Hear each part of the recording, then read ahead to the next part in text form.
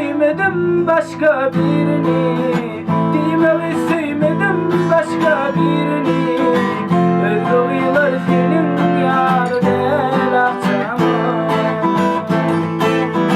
Demeyi sevmedim başka birini, demeyi sevmedim başka birini.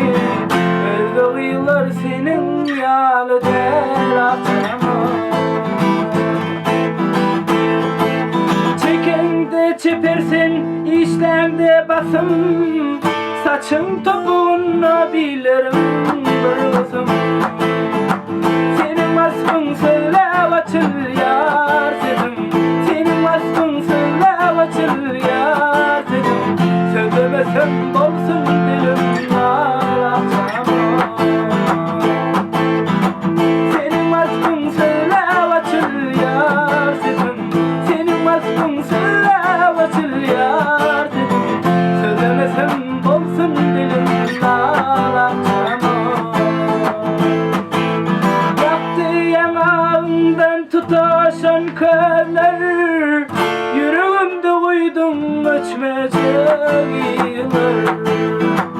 Evi çaymeli değil yan kıyılar, evi bir udaymalı değil yan kıyılar. Ne geçlersen sen yanımdan olacağım. Evi çaymeli değil yan kıyılar, evi bir udaymalı değil yan kıyılar. Ne geçlersen sen yanımdan